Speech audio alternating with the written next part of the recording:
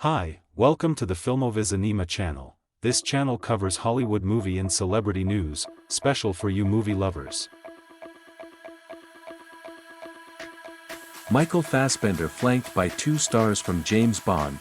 German and English actor Michael Fassbender will be joined by two stars from the James Bond franchise. Fassbender is well known for his roles as Magneto in the X-Men franchise and the Robot Man in the Alien franchise. Produced by filmmaker Steven Soderbergh, Fassbender will be flanked by Miss Eve Moneypenny, Naomi Harris and the former 007 agent himself, Pierce Brosnan. As we know, Naomi assisted Daniel Craig in Skyfall, Spectre, and No Time to Die. Brosnan was James Bond in GoldenEye, Tomorrow Never Dies, The World Is Not Enough and Die Another Day. Soderbergh himself is a big Bond fan since childhood. In fact, the director of Ocean's 11, Aaron Brockovich in Traffic once applied to be the director of a Bond film even though he was finally rejected by the producer, Barbara Broccoli. It is said that differences in creativity are the main reason why Soderbergh did not work on Bond. Michael Fassbender had previously also been worked on by Soderbergh in the Cool Spy movie with Gina Carano, Ewan McGregor, Antonio Banderas, Michael Douglas and Channing Tatum. In his latest film, Fassbender, who is also Alicia Vikander's husband, will play in Soderbergh's hidden love genre, James Bond-style spy thriller. The movie is titled Black Bag with a script by David Koepp who we know from Jurassic Park, Premium Rush, Spider-Man, Mission Impossible and Carlito's Way. In addition to Fassbender, Craig and Naomi, Black Bag, which will begin filming in May, will also star Cate Blanchett, Marissa Abela and Regé-Jean Page, who is again rumored to be the new James Bond. Christopher Abbott is officially Wolfman. Saw and Insidious franchise writer Lee Hwanel has cast Christopher Abbott as a werewolf in his latest horror, Wolfman. Perhaps it's not a new story about this werewolf terror because many have brought it to the big screen. First popularized by Lon Chaney Jr. in 1941, the classic Universal monster horror story was last reminded by Benicio del Toro in 2010. It wasn't very successful, especially since Universal's intention to resurrect their classic monster project via Tom Cruise in 2017's The Mummy failed miserably. Thanks to the reboot of The Invisible Man in 2020, Hwanel was trusted by Universal Pictures even though he was replaced by Derek Cianfrance in the directing chair. However, Derek withdrew as did Ryan Gosling who was originally plotted to play Larry Talbot aka the Wolfman. As a result, Hwanel stepped forward again and appointed Christopher Abbott for the role of Wolfman. Abbott's filmography is probably known for the Girls or Poor Thing series that won Emma Stone yesterday and the villain in Marvel's Kraven the Hunter later. To accompany Abbott, Hwanel has paired him with Ozark series actress Julie Garner.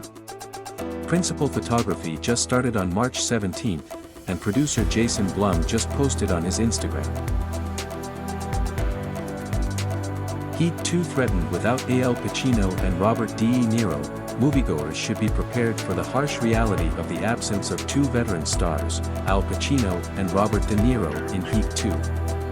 The two alumnus of The Godfather, who once played together in the crime heist Heat in 1995, are not Michael Mann's mainstay anymore in the new film that will be filmed this summer.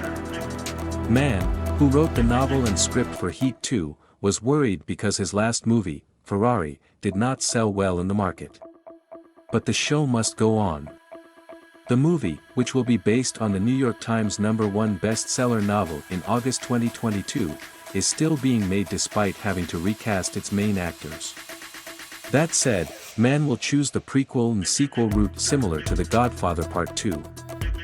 In accordance with the theme, for the role of Neil McCauley, who was played by De Niro, Mann chose his Ferrari actor, Adam Driver.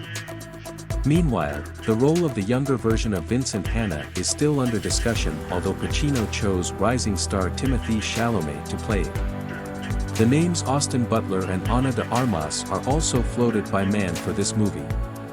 Maybe for the roles of young Val Kilmer and his wife, Ashley Judd. I don't know.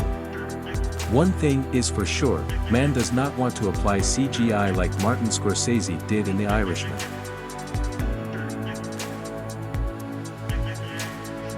Aaron Taylor Johnson is one step away from becoming Agent 007.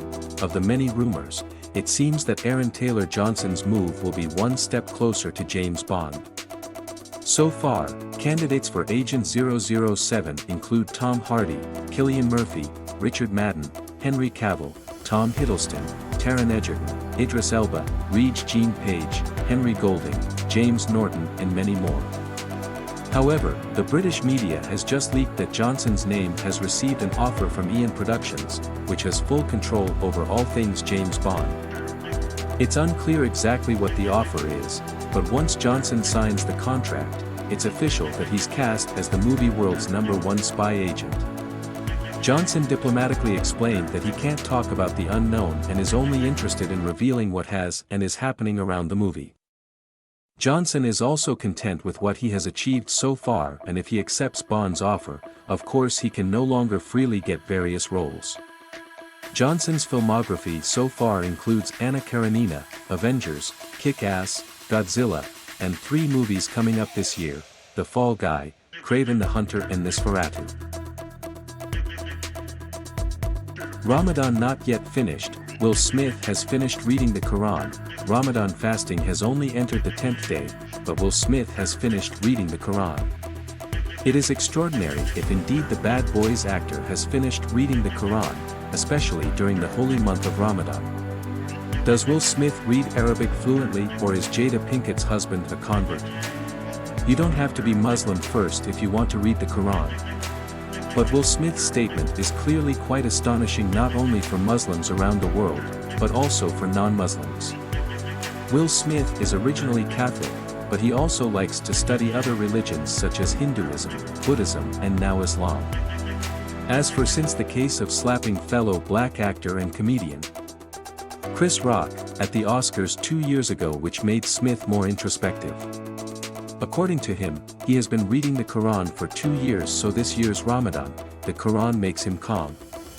The explanations are very easy to understand and clear and very calming. The Quran has helped him understand the feelings of children, take responsibility and eliminate the worries of his life lately. Thank you for watching. Don't forget to comment, like and subscribe.